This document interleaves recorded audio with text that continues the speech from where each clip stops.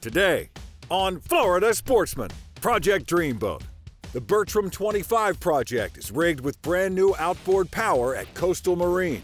Yeah, once we get it back from Dave, then we'll just have some final things to put together and put on the boat, and then we'll get it ready for a trip up to New York. At TRB, Dale and his wife continue forward with restoring and personalizing their Stamis 290 Tarpon. So we're really looking forward to building this boat and having a lot of fun. And George LaBonte joins Gary Oster aboard his fully renovated and customized Steiger Craft. Boating and fishing as a family activity is really a good way to keep families together. And after spending the day with Gary and hearing his story, it was really inspirational to me to see how much he was willing to go through to keep that legacy alive in the Oster family. All coming up on Florida Sportsman Project Dreamboat. Join us as we follow one-off builds to all-out restorations in Stuart, Florida's Dreamboat District, home to some of the best custom boat builders in the world. From modest to over-the-top, industry experts from the district's premier facilities show how it's done. Fiberglass repair, custom paintwork, engine rigging, electronics installations, and more. And boating editor George LaBonte shares the stories of boaters who have already turned their dreams into reality. This is Florida Sportsman Project Dreamboat. Here at Wildfire Marine, we're wrapping up David Taylor's 25-foot Bertram conversion. We got everything is mounted on the boat now. We went ahead and put the seats in place, finished the non-skid on the deck, and added a couple more lights that where some of the lights were blocked by the original seating. And now we're starting to wrap up everything so we can bring it over to Dave over to Coastal so he can go ahead and get the motors mounted. And once we get it back from Dave, then we'll just have some final things to put together and put on the boat, and then we'll get it ready for a trip up to New York.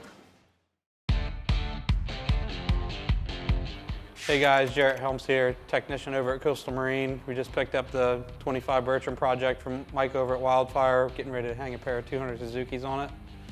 When you pull inboards out of a boat and you put outboards on it, it's not just a quick, easy swap. You got to think about weight distribution. When you're going to move the center of gravity like that, everything changes. So with working with Mike over at Wildfire, we know he installed the bracket and he gets those things right every time, so we knew there was going to be no issues there. So this isn't the first 25 Bertram we've done.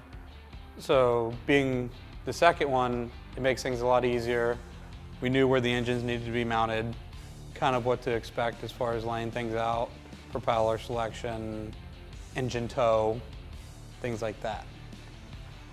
Rigging the Suzuki fly-by-wire engines is relatively easy in itself, especially when working with Mike and Debbie over at Wildfire with how they lay things out. So once we finished rigging the engines, we did the initial startup on it and took it down to the water and made sure that everything was right, because the weekend after the boat was going to New York and we may never see it again. With going with the outboards on the back, it was a huge transition. It's very quiet. You get a ton of space in the cockpit. You know, you don't have those giant engine boxes in your way that you're tripping on all the time anymore. The torque of the Suzuki's jumped the boat up on plate, no problem. Felt like you could put 1,000,000 pounds in it and it would still go. The Suzuki's ran efficiently at any speed you wanted to run them. It performed like a very light, nimble boat, even though it's not. It's faster. And we saw a top speed of around 54 miles an hour, which, you know, we're still trying to go easy because the engines are new. Could possibly see better. We were excited to be able to help with the project and get this thing done in the tight deadline we were given so that Dave could have his dreamboat up there to cruise around the lake in New York. We got the 25 Bertram back from Dave over at Coastal. They went ahead and hung the 200 Suzukis on it and did a test run on it. And from what Dave says, the boat really runs well with it. It jumps out of the water with the 4-blade props. So we're really excited. I think Dave's really going to like this boat. All right, now that everything's all set and we have the boat all ready to go, everything's loaded in the truck, we're getting ready to take a nice 1,500-mile trip up to Thousand Islands, upstate New York, and hopefully we'll have some good weather and some good traveling all the way up there. Really looking forward to it. We're going to spend a couple of days with the customer up there and get to know the boat and get to know the area. So we're pretty excited about it. When we come back, Dale and his wife continue forward with restoring and personalizing their Stamis 290 Tarpon. This segment brought to you by Armstrong. Experience the Armstrong advantage. Do you have the Armstrong advantage? In its most basic form, an Armstrong outboard bracket improves the efficiency of your outboard motor. This equates to a faster time to plane and higher top speeds. The list of advantages continue with improved maneuverability, added space, and a quieter ride. Adding a swim platform accompanied by an Armstrong boarding ladder will certainly add to your day out on the water. Isn't it time for you to gain the Armstrong advantage? Welcome back to Florida Sportsman Project Dreamboat. At TRB, Dale and his wife continue forward with restoring and personalizing their Stamis 290 Tarpon. So over at Two Rivers Boatworks, we've had a long-term project that has been on the back burner for literally since Kristen and I started the business, and we kind of felt that it was now time to pull the Stamis out of storage and start discussing ways that we can turn the Stamis into our Project Dreamboat. The idea behind this boat was that it would be a platform that we could build our own dreamboat, and we were going to kit it out with a lot of the latest stuff that's available to us in the market. And Yeah, but I'm the wife and the business partner, and so I'm the one that balances your dreams, right? So not too much of the latest equipment, right? yeah. Let me introduce my wife, Kristen. You guys have all known me on TV for 3 years now, and Kristen is always in the background, and she is the person that makes all of this happen and balances and checks things. So this is my wife, Kristen, and my business partner, and we building the Stamis together. Yeah. And if our marriage survives, it'll be fabulous, right? Everything from paint colors to what size screen we're going to put in for navigation. And Yeah, I tend to start here, and Kristen pulls me down to about here somewhere. But ultimately, I believe we're going to build an awesome boat. it's going to be incredible. Yeah. So we're really looking forward to building this boat and Having a lot of fun. having a lot of fun.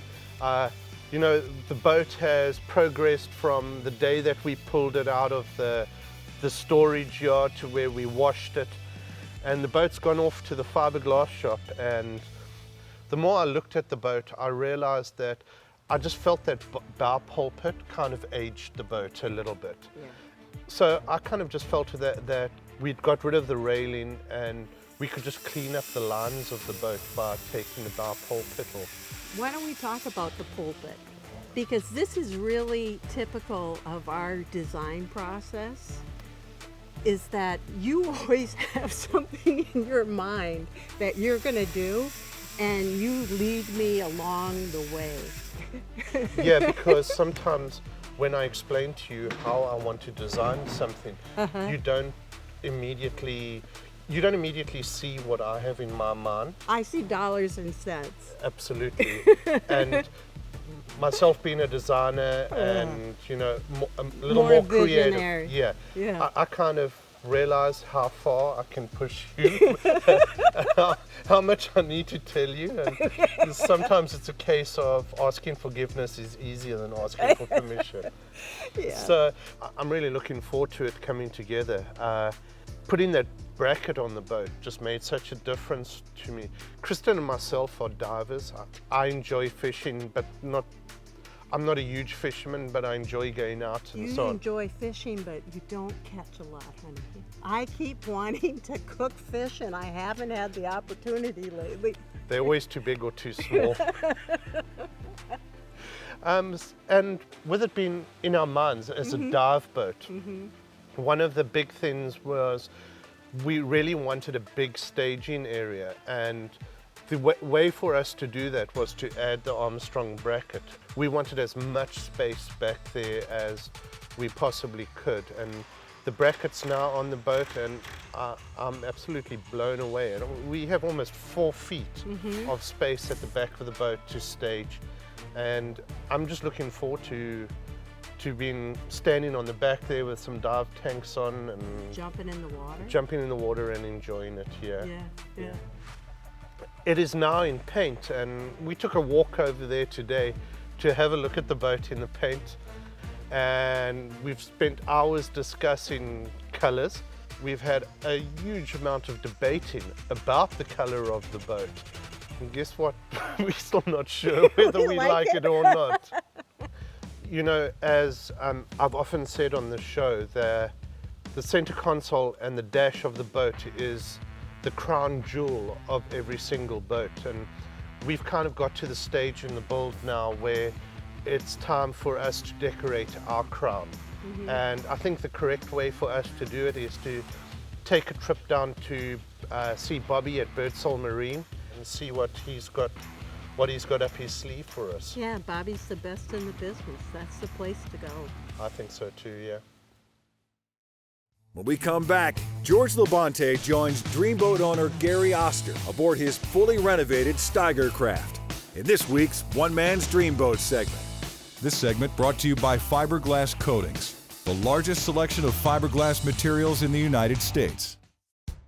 FGCI is a leading supplier of composite materials, family-owned for over 60 years and headquartered right here in Florida. We have the materials and technical expertise to service manufacturers, repair professionals, and DIYers alike. Our gel coat color matching is a favorite of seasoned professionals and weekend warriors. Access our online store at fgci.com, call to speak with a product specialist, or visit our stores in Fort Lauderdale or St. Petersburg. FGCI is your partner on boat projects big and small. Welcome back to Florida Sportsman Project Dreamboat. Join us for this week's One Man's Dreamboat segment with Florida Sportsman boating editor George LaBonte as we feature anglers who have already launched their dream. Florida Sportsman began these features 30 years ago, and the dreams just keep getting better. Over the life of Project Dreamboat television, we've seen a lot of different motivations for fixing up a boat. Today, we're going to look at a boat that's been owned by the same family since 1988, and it's definitely been through a lot of changes and changed hands a couple of times within this family. Join us today to have a look at Gary Oster's 1988 21-foot Steiger Craft. So our family, as I was growing up, I started fishing at the age of 6. We had a number of boats, cathedral hull boats and bay boats and all different sizes, but typically we would fish in Chesapeake Bay. I lived in Annapolis. And when my mom and dad retired, they moved to Ocean City, Maryland, and my dad says, I want a different boat, a boat that's got a lot of flexibility, that can go in shallow water and that can go offshore. And so he did all the research, and one of the dominant elements that he wanted on the boat was a hard top, because he didn't want to always have to be out in the sun, and if the rain came, he wanted to be able to stay dry. And so this boat had that feature. So we went to the Annapolis Boat Show in 1988 and met Alan Steiger after he had had all these boats that he had lined up to take a look at, and he just kept coming back to the Steiger Craft. And he purchased this boat, and it became really clear to me that this really is a boat with a unique character. Over the years, my dad, for 25 years, fished this boat, both in the back waters of Assawoman Bay and in the ocean. In our family, he was known as the flounder pounder because he could find fish. And so when we would go out fishing, we knew we were going to be catching. Since 1988, the Steiger Craft has been the tie that bound this family together through their mutual love of fishing and boating. At some point, though, Gary's father decided the boat was going to be a little too much for him to keep up on, and he was going to try and sell the boat. When I heard that, I was just shocked that that boat was going to leave the family, and I mentioned it to my wife. I already had 2 boats at that time. She says, well, you need to go and buy that boat. And I said, I don't need a 3rd boat. I bought the boat. Bought the boat in 2013 from my dad and decided that since it really did need a lot of work, I was going to go and do a restoration on it and bring it really back up to a much higher standard than what it was.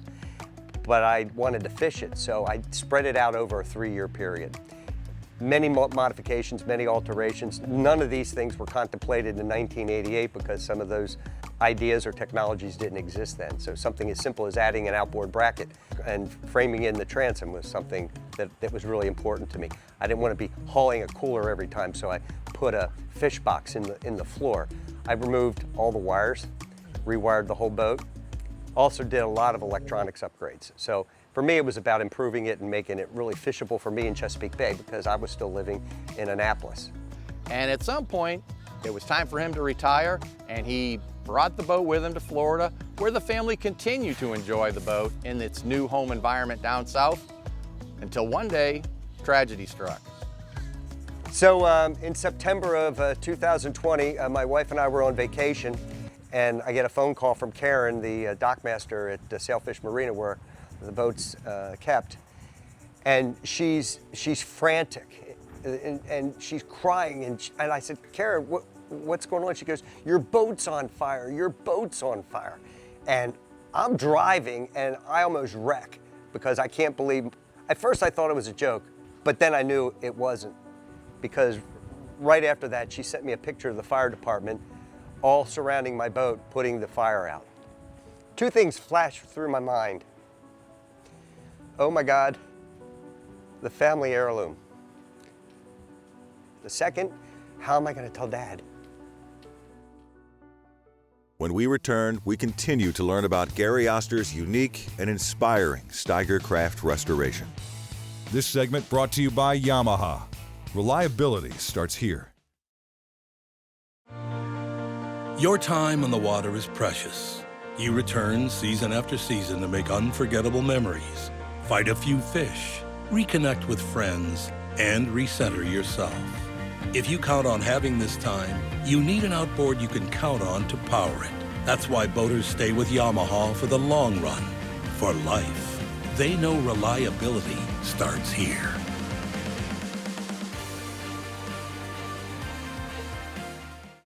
Welcome back to Florida Sportsman Project Dreamboat. Our Dreamboat owner, Gary Oster, has just heard the devastating news that his beloved family heirloom, a 1988 Steiger Craft, has suffered extensive fire damage. There was nothing I could do immediately other than make sure that the boat was secure. Fire department took care of that. There was foam everywhere on that boat, and that caustic foam, if the fire didn't destroy it, the caustic foam did. I call my dad that night and tell him the story. He says, so what are you gonna do? Like a scene out of the $6 Million Man, we have the technology, we're gonna rebuild her. At some point, we all come to the realization that time catches up with each of us. And based on that knowledge, we're gonna be faced with some important decisions in our life. One of these decisions for Gary would involve, do I wanna take on a project so large at this point? And he decided he did.